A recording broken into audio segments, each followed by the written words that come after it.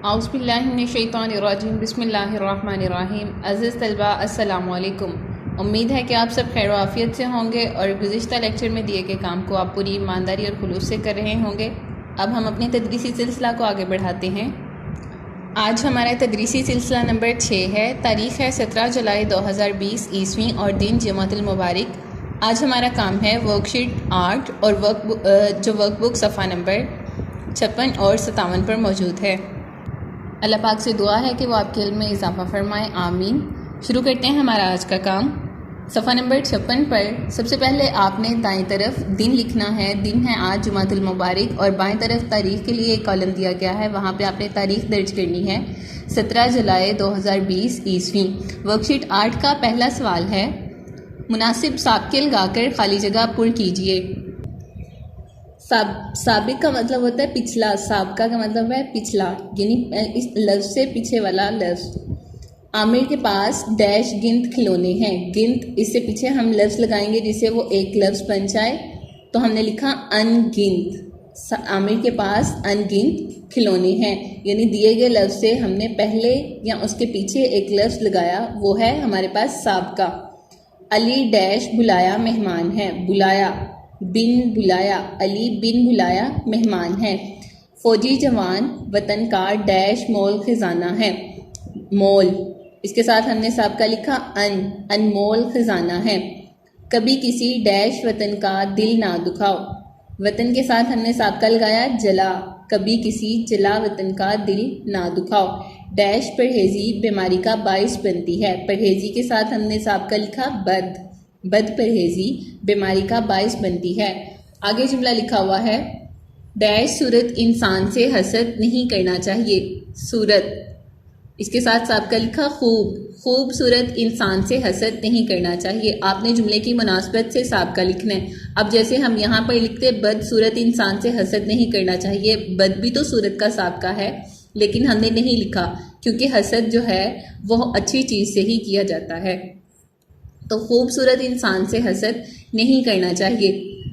Dash ہمت افراد زندگی میں ہمیشہ ناکام رہتے ہیں۔ ہمت، اس کے ساتھ سابقہ لکھا کم ہمت افراد زندگی میں ہمیشہ ناکام رہتے ہیں۔ اگر ہم ہمت کے ساتھ یہاں پہ لکھتے تھے با ہمت افراد زندگی میں ہمیشہ ناکام رہتے ہیں، تو یہ غلط جملہ ہو جانا تھا۔ عالیہ بہت ڈیش مزاج ہے۔ مزاج کے ساتھ ہم نے سابقہ لکھا خوش۔ دادی اماں اپنی ڈیش پوتی سے بہت تنگ تھیں۔ ڈیش لائق پوتی سے بہت تنگ تھیں، تو لائق کے ساتھ ہم نے سابقہ لکھا نالائق پوتی سے بہت تنگ تھیں۔ اشرف ڈیش تمیز لڑکا ہے۔ تمیز کے ساتھ ہم نے سابقہ لکھا اشرف بد تمیز لڑکا ہے۔ اسی طرح آپ نے ان کے ساتھ اپنے طور پر جو آپ کو مناسب سابقہ لگتا ہے وہ آپ لکھ سکتے ہیں۔ پھر لکھا ہوا ہے زبانی مشق، دیے گئے سابقوں اور لاحقوں سے 3 نئے الفاظ بنائیں۔ ادھر 2 درخت بنا دیے گئے ہیں، ان میں ایک طرف سابقے لکھے ہوئے ہیں اور دوسری طرف لاحقے لکھے ہوئے ہیں۔ سابقے کا آپ کو پتہ چل گیا، سابقے کہتے ہیں جو لفظ سے پہلے آنے والا لفظ ہے وہ ہے سابقہ، اور لاحقہ کا مطلب ہے بعد میں آنے والا، یعنی لفظ کے بعد میں جو لفظ لگایا جائے وہ ہے لاحقہ۔ پہلے جو لگائیں گے وہ سابقہ اور جو بعد میں لگائیں گے وہ لاحقہ۔ سابقہ آپ کو لکھنے آ گئے، آپ نے اسی طرح ان دیے گئے الفاظ، ان سابقوں سے نئے الفاظ بنانے ہیں۔ آگے لاحقہ کہ میں آپ کی تھوڑی سی رہنمائی کرتی ہوں کہ یہ الفاظ کے بعد میں لگائیں گے۔ جیسے یہاں پہ پہلا لفظ لاحقہ لکھا ہوا ہے گاہ، ہم نے اس لفظ کو لفظ کے بعد میں لکھیں گے نا گاہ کو، تو ہم نے لکھا عید گاہ۔ اس کے علاوہ جناز گاہ، آرام گاہ، تجربہ گاہ۔ اسی طرح آپ نے ان دیے گئے الفاظ سے 3 نئے الفاظ بنانے ہیں۔ لاحقہ کا مطلب ہوگا بعد میں آنے والا اور سابقہ کا مطلب ہے پہلے میں۔ پھر اگلا سوال ہے، درج ذیل عبارت نے لال رنگ سے علامات وقف لگائیے۔ علامات وقف کیا ہے؟ اردو تحریر میں جو ہم علامات استعمال کرتے ہیں ان کو علامات وقف یا رموز اوقاف کہا جاتا ہے۔ ان علامات سے ہمیں جملے کی نوعیت کا پتہ چلتا ہے کہ جملہ اصل میں سوالیہ ہے یا سادہ جملہ ہے یا یہ کسی کے الفاظ ہیں۔ میں پہلے عبارت پڑھتی ہوں، پھر بعد میں ہم اس میں علامات وقف لگائیں گے۔ پھر میں نے اس سے پوچھا، اگر میں تم سے یہ غبارے خرید لوں تو کیا تم میری ایک بات مانو گے؟ وہ خوش ہو کر بولا، کیوں نہیں؟ میں نے اسے سارے غبارے خرید لیے اور اسے کہا، آج کے بعد تم غبارے نہیں بیچنا بلکہ میرے پاس پڑھنے آنا، اس پڑھائی کے بدلے میں تمہیں مہینے کے 2000 روپے دوں گی تاکہ تمہارے گھر کی پریشانی دور ہو سکے. کیا تم تیار ہو؟ وہ بچہ بھرائی ہوئی آواز میں بولا. کیا واقعی آپ میرا یہ خواب پورا کریں گی؟ میں نے کہا بے شک. میرے لیے یہ کام مشکل نہیں ہے کیونکہ میں خود اسکول میں پڑھاتی ہوں. اب یہ ہم نے پوری عبارت پڑھ لی. اب دیکھیں گے اس میں کہاں پہ کون سی علامت استعمال ہوگی. پھر میں نے اس سے پوچھا. اس کے بعد میں نے علامت تنوین لگائی ہے. جو اوپر اور نیچے 2 نقطے ہم لگاتے ہیں اس کو علامت تنوین کہتے ہیں. اگر میں تم سے یہ غبارے خرید لوں کیا تم میری ایک بات مانو گے؟ یہ اس کا سوالیہ جملہ تھا. پوچھا سے ظاہر ہو رہا ہے کہ اگلا جملہ سوالیہ جملہ ہے. تو اس کے لیے الفاظ تھے جو یہ بات کر رہا ہے اس کو ہم نے واوین میں لکھا. اگر سے واوین شروع ہوئی اور مانو گے تک یہ واوین کو ہم نے ختم کیا. تو یہ سوالیہ جملہ تھا اس لیے آخر میں سوالیہ علامت لگائی. وہ خوش ہو کر بولا. اس کے بعد پھر میں نے علامت تنوین لگائی ہے یعنی اوپر اور نیچے 2 نقطے. کیوں نہیں؟ یہ اس کا جملہ مکمل ہو گیا. پھر ہم نے اس کو علامت واوین میں لکھا. میں نے اس سے سارے غبارے خرید لیے اور اس سے کہا. اس کے بعد پھر میں نے علامت تنوین لگائی ہے. آج کے بعد تم یہ غبارے نہیں بیچنا. یہاں سے میں نے علامت واوین میں لکھنا شروع کیا بلکہ میرے پاس پڑھنے آنا. اس کے بعد میں نے ختمہ لگایا. ایک جملہ مکمل. اس پڑھائی کے بدلے میں تمہیں مہینے کے 2000 روپے دوں گی تاکہ کے بعد میں نے ختمہ کی علامت نہیں لگائی کیونکہ تاکہ کا مطلب ہوتا ہے کہ ابھی جملہ جاری ہے, ابھی بات جاری ہے, تاکہ تمہارے گھر کی پریشانی دور ہو سکے. یہاں پہ انہوں نے خود ہی ختمہ کی علامت لگائی ہوئی ہے. کیا تم تیار ہو؟ وہ اس سے سوال پوچھ رہی ہے. کیا سوالیہ لفظ ہے تو اس کا مطلب وہ سوال پوچھ رہی ہے. یہاں پہ ہم نے اس کا سوالیہ علامت لگائی. واوین کو ہم نے یہاں پر مکمل کیا جو آج سے شروع ہوئی تھی. وہ بچہ بھرائی ہوئی آواز میں بولا. اس کے بعد پھر علامت تنوین لگائی. کیا آپ واقعی میرا یہ خواب پورا کریں گی؟ یہ بھی سوالیہ جملہ تھا تو اس کو ہم نے واوین کے ساتھ لکھتے ہوئے آخر پر سوالیہ علامت لگائی. میں نے کہا بے شک. میرے لیے یہ کام مشکل نہیں ہے. بے شک سے میں نے علامت واوین لگائی کیونکہ میں خود اسکول میں پڑھاتی ہوں. یہ سادہ جملہ تھا اس لیے میں نے آخر میں ختمہ لگایا اور علامت واوین کو مکمل کیا. اس کے علاوہ آپ جب بھی کبھی کوئی اردو میں تحریر لکھیں مثلاً کوئی مضمون یا کوئی عبارت وغیرہ تو اس میں ان علامات کا استعمال ضرور کریں.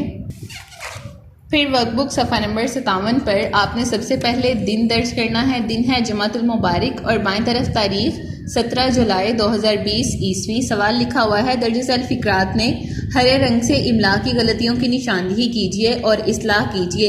اصلاح کے لیے انہوں نے سامنے ایک لائن تحریر کی ہوئی ہے, ایک سامنے لائن ڈرا کی ہوئی ہے جہاں پہ ہم نے اس کی اصلاح کرنی ہے اور املا کی غلطیوں کو ہم نے ہرے رنگ سے واضح کرنا ہے. پہلا جملہ لکھا ہوا ہے میرا گھر شہر سے باہر واقع ہے. یہاں پر یہ واقعہ حادثے والا لکھا ہوا ہے. جس واقعہ کے بعد عین کے بعد ہے استعمال ہو وہ واقعہ کا مطلب ہے حادثہ. میرا گھر شہر سے باہر واقع ہے. یہاں پر یہ املا کی غلطی ہے کیونکہ یہاں پر ہم گھر کی لوکیشن بتا رہے ہیں تو واقعہ میں ہم عین استعمال کریں گے, عین کے بعد ہے استعمال نہیں ہوگی. استاد نے شیر کی تشریح سمجھائی.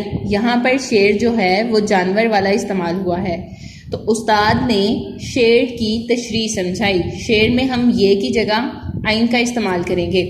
آمنہ نے نظر کا چشمہ خریدا. اس جملے میں 2 املا کی غلطیاں ہیں, ایک تو ہے نظر اور دوسرا ہے چشمہ. یہاں پر نظر زال والا استعمال ہوا ہے جبکہ نظر نون زوئیں اور رے والا استعمال ہونا تھا. نون زوئیں رے نظر. چشمہ میں آخر میں عین الف لکھا ہوا ہے اس کی جگہ پر ہم نے ہے لکھنا تھا. بے فضول بات مت کرو. بے فضول, فضول کا مطلب ہوتا ہے بیکار. یہاں پر لکھا ہوا ہے بے فضول تو اس کے تو معنی نہ ہوئے نا. فضول بات مت کرو, یہاں پر ہم نے فضول لکھنا تھا, بے فضول غلط لفظ ہے. پھر اگلا جملہ ہے اس میں کیا حرج ہے. یہاں پر حرج میں ہے غلط لکھا ہوا ہے, یہاں پہ ہم نے ہے یہ والی لکھنی تھی. سیب کا مربع بہت فائدہ مند ہوتا ہے. یہاں پر مربع میں بے کے بعد عین نہیں آنا تھا بلکہ مربع میں بے کے بعد ہے آنی تھی.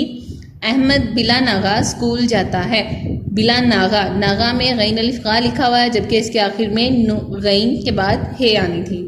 اگلا سوال ہے اسم کی مدد سے الفاظ کی زنجیر بنائیے. جیسے رامین, نون کے بعد نون سے انہوں نے نیا لفظ بنایا. ندیم, پھر ندیم کے میم سے نیا لفظ بنایا. مٹر, مٹر کے رے سے نیا لفظ بنایا. رکشا. یہ الفاظ کی زنجیر انہوں نے بنائی یعنی ہر لفظ کے آخر میں جو حرف ہے اس سے نیا لفظ بنایا. اسی طرح ہم نے نیچے زنجیر بنائی ہے. پہلا لفظ لکھا ہوا محنت. محنت کے حرف تے سے ہم نے نیا لفظ بنایا تلخ. تلخ کے خے سے نیا لفظ بنایا خراب. خراب کے بے سے بخار. بخار کے رے سے رحمت. رحمت کے تے سے تربوز.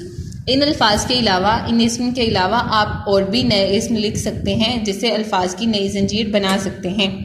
امید ہے کہ آج کے لیکچر کی آپ کو سمجھ آ گئی ہوگی. ہم انشاءاللہ کل خط کریں گے ورک بک صفحہ نمبر 58 پر. اب اپنا گھر کا کام مکمل کیجیے گا اور یاد کرنے والا کام اچھی طرح یاد کیجیے گا. فی امان اللہ.